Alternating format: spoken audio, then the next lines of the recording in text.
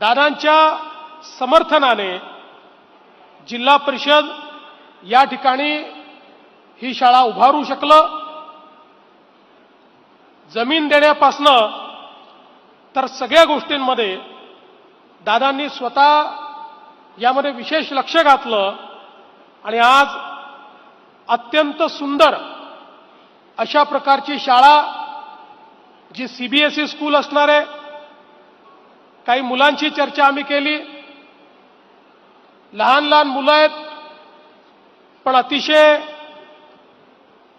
त्यांचे जे विचार आहेत ते प्रगल्भ आहेत आणि विशेषतः ज्या मुली त्या ठिकाणी लहान लहान ज्यांच्याशी चर्चा करायला मिळाली त्यांच्यामध्ये खऱ्या अर्थानं क्रांतीज्योती सावित्रीबाई फुलेंचा आशीर्वाद आणि त्यांना अपेक्षित अशा प्रकारच्या छात्रा, अशा प्रकारच्या विद्यार्थिनी मला या ठिकाणी पाहायला मिळाल्या।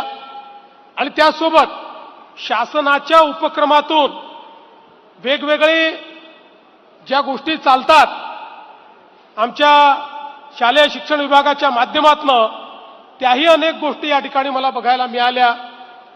मला आनंद आहे की नासा आणि इस्रोला गेलेल्या आमच्या मुली होत्या, त्यांच्याशी चर्चा झाली। त्यासोबत महात्मा ज्योतिबा फुले नेहमी असं म्हणायचे की भाषा शिकल्या पाहिजेत आणि परदेशी भाषा देखील शिकल्या पाहिजेत। इथे फ्रेंच आणि जर्मन भाषा शिकणाऱ्या मुलींसोबत देखील आमची चर्चा झाली आणि अतिशय चांगल्या पद्धतीनं फ्रेंच आणि जर्मन भाषा त्यांनी बोलून दाखवली।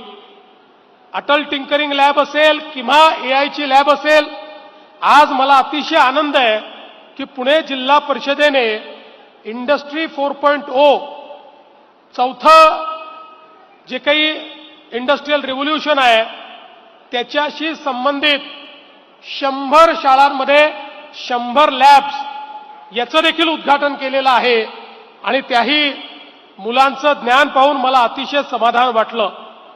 खरं म्हणजे मला असं वाटतं की एक प्रकारे कुठल्याही बेंचमार्कचा विचार केला तर अतिशय उत्तम अशा प्रकारची शाळा आहे आणि म्हणून मी जिल्हा परिषदेचं मनापासून अभिनंदन करतो आणि जे सीएसआर पार्टनर्स आहेत त्यांचंही मी अतिशय मनापासून अभिनंदन करतो।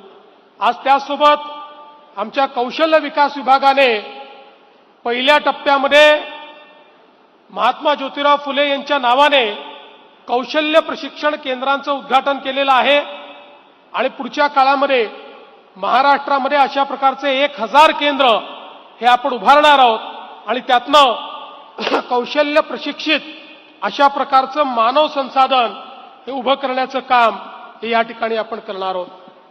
आज महात्मा ज्योतिराव फुले यांच्या एकूणच जीवनाचा आपण विचार केला तर अशा प्रकारचं विलक्षण व्यक्तिमत्व हे आपल्याला इतिहासामध्ये फार कमी वेळा पाहायला मिळतं।